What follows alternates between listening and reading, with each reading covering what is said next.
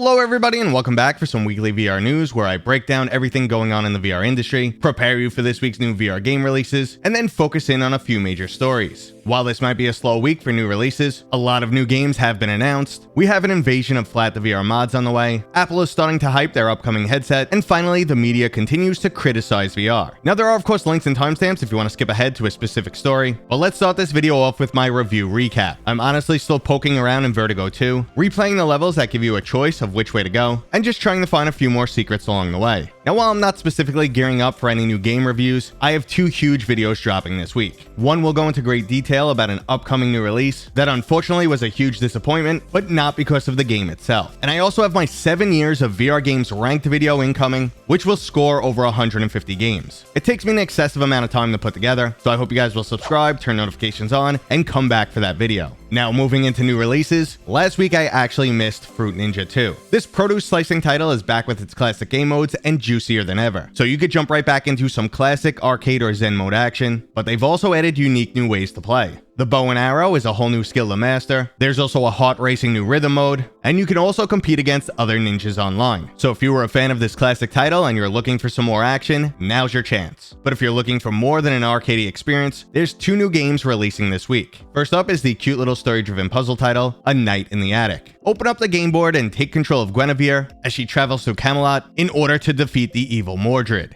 A Night in the Attic is a cozy, relaxing experience that has you facing challenging puzzles which will force you to think outside the box. This experience isn't limited to just the game board, and the magic will unfold all around you. But if puzzle titles aren't your style and you're looking for more action, the 5v5 Rainbow Six Siege style game, Breachers, is also releasing this week. From the same studio that brought us the amazing shooter Hyperdash, we're now getting a much more tactical experience. Load up with different utilities designed to either defend or breach a location, and make sure to coordinate with your team for maximum efficiency. This exact brand of strategic shooter isn't currently available in VR, and it's a great new option for all the FPF fans out there. Now the Pico 4 also has a handful of games releasing this week, and the first one is the previously mentioned Fruit Ninja 2. There's also the Brick Breaker-like experience Sucker Punch VR, a cute little puzzle world to explore called Seeker My Shadow, and finally Brisk Square, which is an endless runner style game. You'll have to duck, dodge, and slice your way through obstacles, a multitude of traps, and enemies looking to gun you down. It's a bit like playing Pistol Whip, but you're only armed with a sword and the levels never end.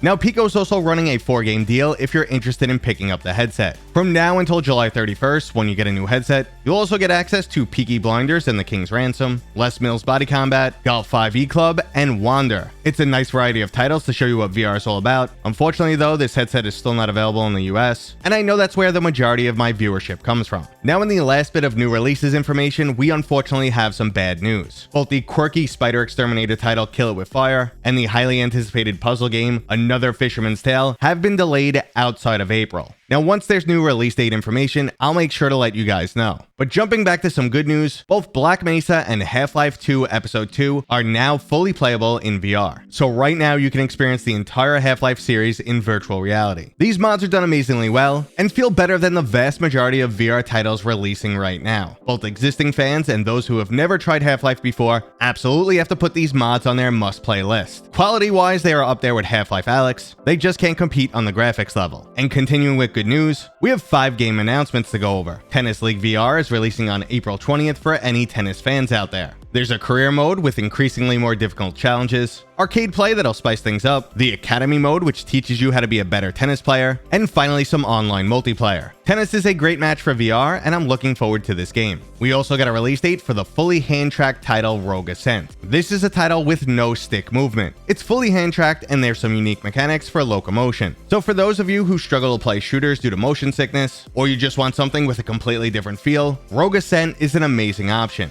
I've never really been sold on hand-tracked only games, but this one manages to pull it off. Now a title I'm a bit more reluctant about is Dead Hook from Joyway. It looks like a combination of Spider-Man meets Doom, which actually sounds quite incredible, but I know this is a reworking of their previously failed game Outlier, and Joyway just continually starts projects without ever really finishing any of them. A lot of us picked up the early access version of Stride, expecting a Mirror's Edge style campaign. Instead, we got multiple different arcade modes and multiplayer options released, but we're still waiting nearly a year for that campaign. Now, I definitely enjoy the stuff Joyway works on, and that does include the failed Project Outlier, but at this point, there's more than 4 ongoing projects, so I'm pretty skeptical about Dead Hook. Now, another title I'm a little skeptical about is the arcade slasher Crime Mercenary Tales. You'll battle across 8 separate tales, each embodying their own narrated character. Each adventure is set during the 17th century, featuring historically accurate weapons, and a large array of different environments. The comic book graphics also look great, but my fear remains that each chapter will just feel like a reskin, and both the combat and storyline will lack any depth. But I would love to be proven wrong here, so we just have to wait and see what happens. And finally, for any skateboarding fans, Skater VR is making its way onto the PSVR2. This highly immersive title has been designed to be the perfect balance between arcadey and simulation. It features truly unique motion controls, a wide range of skateboards and tricks, and there's online leaderboards for the competitive amongst us. So if you've wanted something like Tony Hawk Pro Skater in VR, here it is. Now that right there was all of this week's new game information, and we're going to move on to hardware and bigger stories, but before we jump in, this video is brought to you by my sponsor, Kiwi Design. They currently make my favorite Quest 2 Elite strap, which comes in multiple different versions. You can add an extra battery pack, high quality headphones, or even both. They also have other products like Valve Index style hand straps, and they just introduced a brand new RGB stand. Your controllers and headset magnetically connect. There's a charging indicator so you'll know when your headset's ready to go, and there's plenty of different RGB color options available. There's a link to Kiwi Design down in the description, and don't forget to use discount code Mateo311 for 5% off and to help support this channel.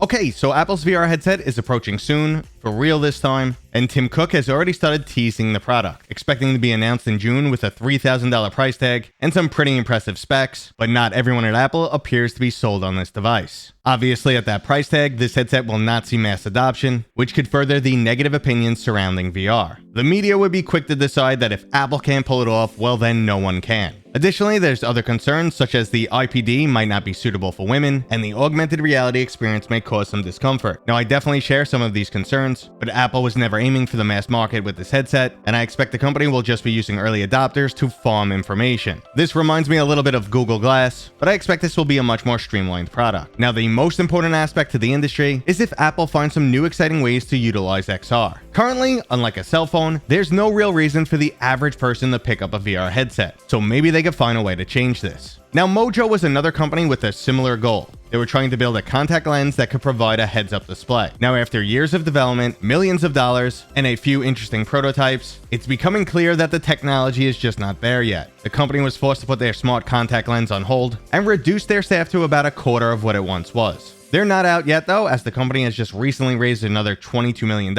and they're switching their focus to displays for both AR and VR technology. Supposedly, they've already made multiple technological leaps with their advanced proprietary technology, but only time will tell if these displays will be part of the future, or they'll be put on hold just like these smart contact lenses. Now, today's main stories have us returning to gaming, and we have an update on Prey Dog's Universal Mod Injector. Apparently, 255 random games have been tested, and roughly 90% of them are working really well in VR right out of the box. They've put together a spreadsheet that I'll link down below, which not only shows all of these 255 titles, but also ranks them on how well they work in VR, lets you know if the game view is either first or third person, what rendering method is used, if you're worried about the game having anti-cheat, the Unreal Engine version the game is running on, and a multitude of other release-related information. Now, I scrolled through this list and I was really excited to see titles like Darksiders, Star Wars Jedi Fallen Order, and Torchlight 3, just to name a few, listed as works perfectly in VR. So the VR mod explosion is coming really soon. But before we get there, we have to discuss how poorly the media is representing VR once again.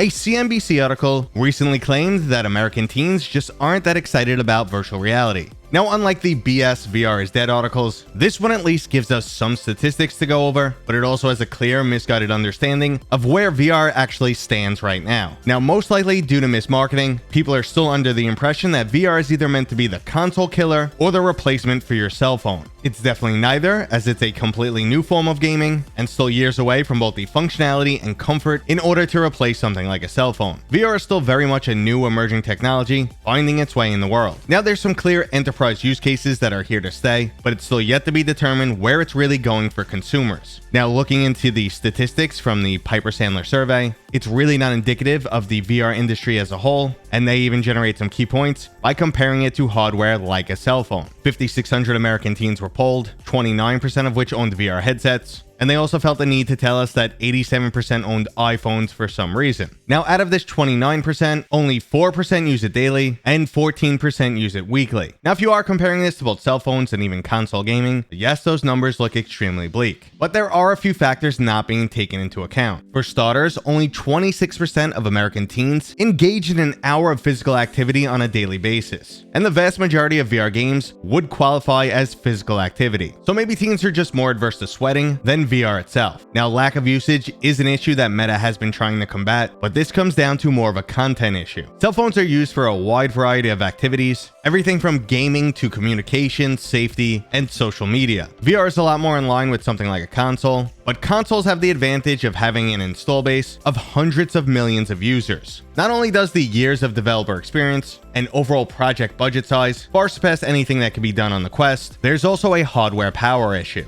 Now, this might sound like a list of excuses, but roughly 40 years ago, the entire gaming console industry crashed and burned. There was a complete lack of consumer confidence, and we made landfills of unsold Atari cartridges. The console gaming fad had ended, and everyone was expected to return to the arcades. No one wanted to take a chance on a video game system again, and this is where we actually got the NES name from. This was the Nintendo Entertainment System, and it was also sold and marketed with a toy robot. So Nintendo did everything possible to not appear as if this is a video game system. Now, luckily it worked, and the gaming industry is absolutely huge now, so let's not count VR out just yet. And that was today's video, brought to you by my dad, Mateo311. If you enjoyed it, please go ahead and give it a thumbs up. And if you're new here, Consider subscribing. consider subscribing. Consider subscribing. Consider subscribing. Consider subscribing. We'll see you guys on next time. We'll see you guys on next time.